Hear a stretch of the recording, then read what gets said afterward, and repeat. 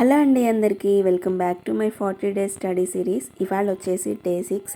నేను వీడియోస్ అయితే షూట్ చేస్తున్నాను, కానీ వాటిని ఎడిటింగ్ చేసి అప్లోడ్ చేయడానికి కొంచెం టైం పడుతుంది. సో అందుకని నాకు ఎప్పుడు టైం కుదిరితే అప్పుడు ఎడిటింగ్ చేసి పోస్ట్ చేస్తున్నాను. ఇవాళ వచ్చేసి నా స్టడీ సిరీస్లో అయితే డే 6. హానెస్ట్లీ చెప్పాలి అంటే ఇప్పుడు ఛాలెంజ్లో ఆల్మోస్ట్ 1 వీక్ అయితే కంప్లీట్ అవ్వడానికి క్లోజ్లో ఉన్నాము. స్టార్టింగ్ ఎగ్జైట్మెంట్ కొంచెం సెటిల్ అయిపోయింది, కానీ ప్రిపరేషన్ సీరియస్నెస్ మాత్రం స్లోగా బిల్డ్ అవుతుంది. ఇవాళ డే ఎలా వెళ్ళింది, ఏం చదివాను, ఎక్కడ స్ట్రగుల్ అయ్యాను, ఎక్కడ స్మాల్ కాన్ఫిడెన్స్ బూస్ట్ వచ్చిందో మీతో అందరితో షేర్ చేస్తాను. కంఫర్ట్గా రిలాక్స్గా ఎండ్ వరకు చూడండి, వీడియోని అయితే స్కిప్ చేయమాకండి. సో మార్నింగ్ అయితే నేను ఇలా డైలీ ప్లానర్లో నేను ఆ రోజు ఏం చేయాలనుకున్నానో అవన్నీ కూడా టార్గెట్స్ పెట్టుకుంటానని చెప్పాను కదా. సో ఒక్కొక్కసారి ముందు రోజే నేను వాటిని నోట్ చేసుకుంటూ ఉంటాను. బికాజ్ నెక్స్ట్ డేకి ఒకవేళ టైం దొరకకపోతే నేను నోట్ చేసుకోలేనేమో అని చెప్పేసి నైటే నేను కంప్లీట్ చేస్తాను అనమాట, నెక్స్ట్ డేకి ఏమి చదవాలి అనేది. ఇవాళ అలారంకి ఆల్మోస్ట్ కరెక్ట్గా లేచాను 5:40 AM. లేట్ లేచితే ఏంటంటే మొత్తం డే అంతా కూడా ఇంబ్యాలెన్స్ అయిపోతుందని డే 5లో ఎక్స్పీరియన్స్ అయింది. కాబట్టి ఇవాళ మార్నింగ్ స్టార్ట్ కరెక్ట్గా చేయాలని మైండ్లో ఫిక్స్ అయిపోయాను. సో అలానే 5:40 AM ఫిక్స్ చేశాను. 5:40 AM లేచాను అనమాట. కొంచెం ఫ్రెష్ అప్ అయిపోయి వాటర్ తాగి కొంచెం టీ తాగేసి డైరెక్ట్గా అయితే చదవటం స్టార్ట్ చేశాను. మార్నింగ్ ఫ్రెష్ మైండ్ ఉంటుంది కాబట్టి నేను బేసిక్గా ప్రిఫర్ చేసేది ఏంటంటే ఎక్కువగా కూడా నేను కరెంట్ అఫైర్స్ చదవడానికి అయితే ప్రిఫర్ చేస్తాను, లేకపోతే జనరల్ అవేర్నెస్ ఏదైనా ఉంటే దాన్ని ప్రిఫర్ చేస్తాను అనమాట. సో అందుకని చెప్పేసి ఇక్కడ నేను జనరల్ అవేర్నెస్ అయితే స్టార్ట్ చేసేసాను చదవటం. నా ఫస్ట్ సెషన్లో అయితే జనరల్ అవేర్నెస్ అయితే స్టార్ట్ చేశాను విత్ స్టాటిక్ జీకేతో. టాపిక్స్ వచ్చేసి నేను ఇక్కడ ఏంటంటే స్టాటిక్ జీకేలో ఏంటంటే నేను national parks, reverse, important days, head quarters ఇవైతే చదివాను. స్టాటిక్ జీకే అంటే మెమరీ టెస్ట్ కాబట్టి వాటిని కొంచెం జాగ్రత్తగా చదవాలి. చదివిన వెంటనే మర్చిపోయేలాగా ఉంటాయి కాబట్టి కొంచెం వాటిని స్లోగా చదవాలన్నమాట. ఒక టైంలో అయితే సీరియస్లీ అనిపించింది ఎందుకు ఇంత ఇన్ఫర్మేషన్ రిమెంబర్ చేయాలని. బట్ ఎన్టీపీసీ జనరల్ అవేర్నెస్లో స్టాటిక్ జీకే అయితే స్కిప్ చేయలేము, చాలా ఇంపార్టెంట్. సో ఇవాళ నేను స్టాటిక్ జీకేలో ఏంటంటే కొంచెం టెక్నిక్స్ అయితే చేంజ్ చేశాను అనమాట. అంటే లిస్ట్ క్రియేట్ చేశాను. Example, important national parks, important head quarters ఉంటాయి కదా. సో వాటిని రోడ్ చేసే బదులు, లెర్నింగ్ చేసే బదులు వాటికి ఏంటంటే చదివిన వెంటనే విజువలైజేషన్ అయితే చేశాను అనమాట. సో రిపిటేషన్ చేశాను, సెల్ఫ్ టెస్ట్, నాకు నేను సెల్ఫ్ టెస్ట్ అయితే చేసుకున్నాను. స్టాటిక్ జీకేలో నేను ఏదైతే టాపిక్స్ అనుకున్నానో వాటిని ఒక 4 to 5 టైమ్స్ అయితే చదివి ఆ తర్వాత నేను బుక్ క్లోజ్ చేసి నాకు నేను సెల్ఫ్ టెస్ట్ అయితే చేసుకున్నాను. యునెస్కో హెడ్ క్వార్టర్స్ ఎక్కడున్నాయి, గంగాకి ఉపనదులు అంటారు కదా, సో అవి ఎక్కడున్నాయి, ఎక్కడెక్కడ ఏ ప్లేసెస్లో ఉన్నాయి, ఇలా అయితే నేను సెల్ఫ్ టెస్ట్ చేశాను. రాంగ్ అయినా సరే అటెంప్ట్ చేశాను అనమాట. బికాజ్ బ్రెయిన్కి సెర్చ్ హ్యాబిట్ అనేది డెవలప్ అవ్వాలి, అందుకని చెప్పేసి ఆ కాన్సెప్ట్ అయితే నేను ఇలా చేశాను. ప్యాసివ్ రీడింగ్ కన్నా కూడా రీకాల్ ప్రాక్టీస్ అనేది చాలా బెటర్ అని నాకు అనిపిస్తుంది. సో అందుకని చెప్పేసి అలా నేను ఆ టెక్నిక్ అయితే యూస్ చేసి చదివాను. నేను జనరల్ అవేర్నెస్కి బేసిక్గా Lucent objective general knowledge book ఉంటుంది కదా, మల్టిపుల్ చాయిస్ క్వశ్చన్స్, సో ఆ బుక్ అయితే ఫాలో అవుతున్నాను. అండ్ స్టాటిక్ జీకేకి వచ్చేసి నేను లూసెంట్ దాంట్లో కూడా చదువుతున్నాను. అండ్ అలాగే నా దగ్గర సపరేట్ బుక్ ఉందన్నమాట, స్టాటిక్ జీకేకి సపరేట్ బుక్ ఉంది. సో దాన్ని కూడా నేను ఫాలో అవుతున్నాను. నేను ఆల్రెడీ స్టాటిక్ జీకే అనేది ఒక 2 టైమ్స్ అయితే చదివాను. సో దాన్ని బేస్ చేసుకొని నేను ఈ లూసెంట్ ఆబ్జెక్టివ్ బుక్లో అయితే చదువుతున్నాను అనమాట. కొన్ని నాకు దాంట్లో ఉన్నాయి, దీంట్లో కూడా ఉంటాయి కాబట్టి దాన్ని బేస్ చేసుకొని అయితే చదువుతున్నాను. ఎక్కడైనా నాకు కన్ఫ్యూజన్ అనిపిస్తే మాత్రం ఆన్సర్స్ అయితే చూస్తున్నాను. ఎందుకంటే ఒకవేళ నేను ఆ కన్ఫ్యూషన్లో అదే రైట్ అనుకొని చదివేస్తే మళ్ళీ నాకే ప్రాబ్లం అవుతుందని చెప్పేసి 1కి 2 సార్లు చదువుతున్నాను అనమాట. కొంచెం స్లోగానే చదువుతున్నానులేండి. అయితే ఇంకొకటి ఏమంటే ఈ జనరల్ అవేర్నెస్లో నేను తీసుకున్న బుక్లో, లూసెంట్ బుక్ అంటే చాలామంది తెలుసు. సో దీంట్లో మొత్తం అన్ని టాపిక్స్ అయితే కవర్ అవుతాయి. Indian polity, economy, world geography, Indian geography, ఇట్లా ప్రతిదీ కూడా కవర్ అవుతుందని చెప్పేసి నేను ఈ బుక్ అయితే తీసుకోవడం జరిగింది. నాకైతే బెస్ట్ అనిపించింది బుక్. బట్ ఈ బుక్ అయితే తెలుగు మీడియంలో లేదండి, అదొక్కటే కొంచెం అయితేనేమో హిందీలో ఉంది, లేకపోతే ఇంగ్లీష్ మీడియంలో ఉంది. సో ఈ 2 మీడియంస్లోనే ఉందన్నమాట. తెలుగులో అయితే అవైలబుల్గా లేదు. ఒకవేళ యూట్యూబ్లో ఎక్కడన్నా ఏదైనా అకాడమీ వాళ్ళు దీన్ని ఒకవేళ ట్రాన్స్లేట్ చేసి ఉంటే సెర్చ్ చేసి అయితే చదవచ్చు. బాగుంది, బుక్ అయితే చాలా బాగుందన్నమాట. అన్ని టాపిక్స్ కూడా కవర్ అవుతాయి. మనం అక్కడ ఇక్కడ వెతుక్కోకుండా ఈ బుక్ని అయితే మనం ప్రిఫర్ చేయొచ్చు. నాకు బెస్ట్ అనిపించింది అనమాట ఈ బుక్. అది ఆర్ఆర్బీ ఎన్టీపీసీ గ్రాడ్యుయేట్ లెవెల్ అయినా అండర్ గ్రాడ్యుయేట్ లెవెల్ అయినా సరే ఇది మనకి బుక్ బేసిక్ బుక్ లాగా అయితే ఉపయోగపడుతుంది. సో గ్రూప్స్ చదివే వాళ్ళకి ప్రిపేర్ అవుతున్న వాళ్ళు ఉంటారు కదా, వాళ్ళకు కూడా ఒకవేళ ఆబ్జెక్టివ్ బుక్స్ కావాలి అనుకుంటే, బేసిక్ మోడల్ కావాలి అనుకుంటే లూసెంట్ బుక్ని అయితే నేను ప్రిఫర్ చేస్తాను, మీ అందరికి సజెస్ట్ చేస్తాను. చాలా బాగుందన్నమాట.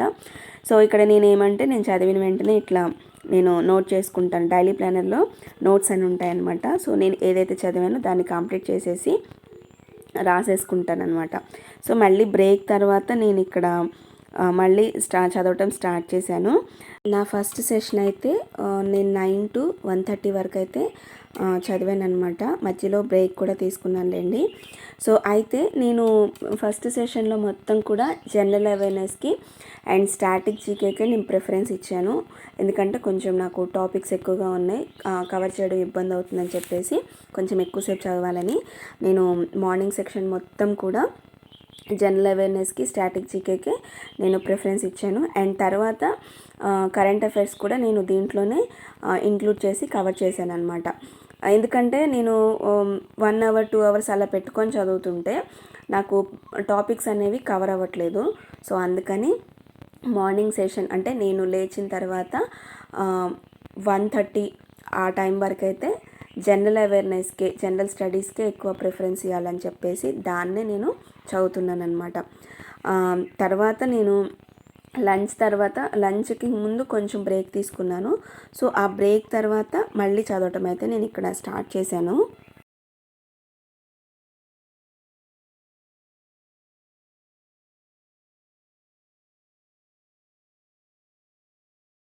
మార్నింగ్ సెషన్ మొత్తం కంప్లీట్ చేసిన తర్వాత నేను మళ్ళీ చదవటం అయితే స్టార్ట్ చేశాను. అండ్ మార్నింగ్ సెషన్ కంప్లీట్ చేసి నేను ఫ్రెష్ అప్ అయ్యి వచ్చి లంచ్ చేసిన తర్వాత బేసిక్గా నాకు ఎనర్జీ అనేది డ్రాప్ అవుతూనే ఉంటుంది న్యాచురల్గా. లంచ్ చేసిన తర్వాత కొంచెం న్యాప్ తీసుకోవాలా స్కిప్ చేయాలనే కన్ఫ్యూషన్ అనమాట. కొంచెం ఇవాళ అయితే కొంచెం కాంప్రమైజ్ అయ్యాను. 15 minutes అయితే రెస్ట్ తీసుకున్నాను. ఎక్కువ డీప్ స్లీప్ కాదులేండి, మామూలుగా తీసుకున్నాను, రెస్ట్ తీసుకున్నాను. లేచిన తర్వాత మైండ్ అనేది చాలా ఫ్రెష్గా అనిపించింది. సో అందుకని న్యాప్ తీసుకోవాల్సి వచ్చిందనమాట. ఇలా న్యాప్ తీసుకొని లేచిన తర్వాత ఇక్కడ నేను మళ్ళీ ఇదేమంటే నేను అంతకు ముందు రోజు కంప్లీట్ చేయాల్సింది ఒకటి నేను మర్చిపోయాను అనమాట.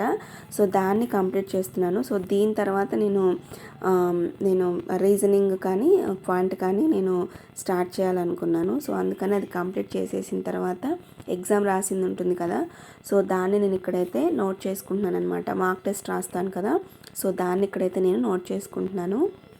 ఇలా మార్క్ టెస్ట్ అయితే నేను అటెంప్ట్ చేసిన తర్వాత ఇక్కడ నేను రాసుకుంటున్నాను అనమాట. స్కోర్ అనేది యావరేజ్గానే వచ్చింది, కొంచెం ఇంప్రూవ్మెంట్ అయితే కనిపించింది. బట్ మార్క్లో బిగ్గెస్ట్ బెనిఫిట్ ఏంటంటే రియాలిటీ చెక్ అనమాట.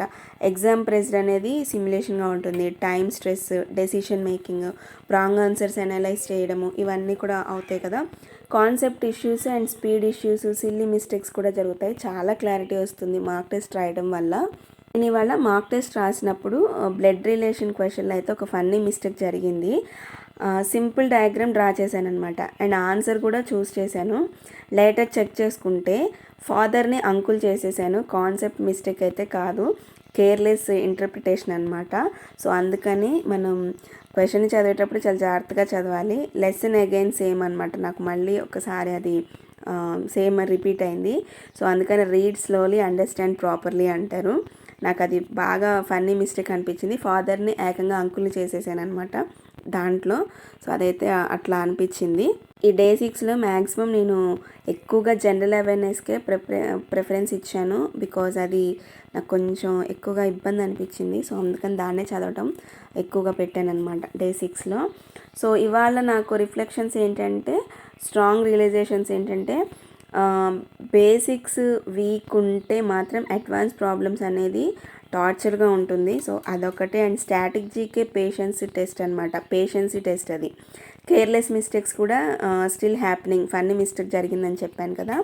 అండ్ కన్సిస్టెన్సీ అనేది ఇంప్రూవ్ అయిందనమాట. అండ్ మోస్ట్ ఇంపార్టెంట్ ఏంటంటే ఇప్పుడు ప్రిపరేషన్ రొటీన్ హ్యాబిట్ లాగా ఫీల్ అవ్వడం స్టార్ట్ అయింది నాకు.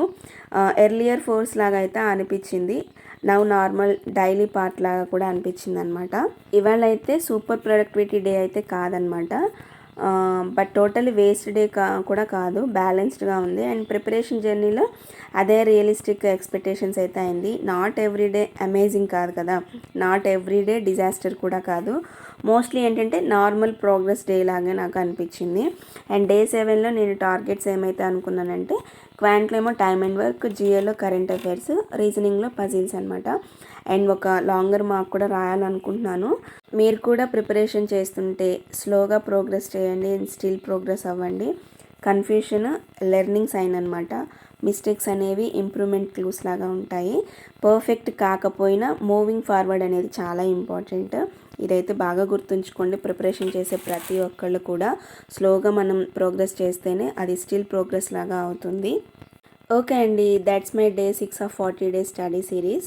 రిలేటబుల్ అనిపిస్తే లైక్ చేయండి. మీ ప్రిపరేషన్ ఎక్స్పీరియన్స్ కామెంట్స్లో షేర్ చేయండి. See you in day 7. Until then, keep studying, keep going. Thank you for watching.